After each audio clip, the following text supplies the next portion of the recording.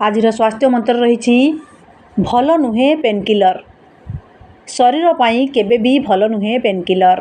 आमे मुंड एवं शरीर व्यथा एवं ज्वर मुक्ति पाइबा पाई पेनकिलर खाई थांती।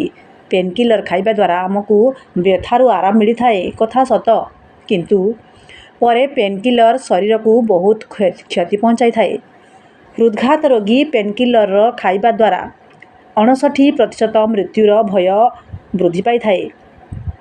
अधिक मात्रा रे पेनकिलर खाइले ताहा पुणी डॉक्टर बिना परामर्श रे शरीर में विभिन्न प्रकार रोग देखा दी थाए। तेणु डॉक्टर जदि भी पेनकिलर खाइबा निहाती दरकार पड़े तेबे डाक्तर परामर्श नहीं कि खातु। पेनकिलर व्यवहार अधिक कले डिप्रेशन रो भय बढ़ी जाई थाए। अधिक मात्रा रे पेनकिलर खाइले किडनी उपरे प्रभाव पकाई थाए। तेबे डाक्तर को न पचारि पेनकिलर केबे भी खातु नहीं। आज स्वास्थ्य मंत्र रे बास एतिकी।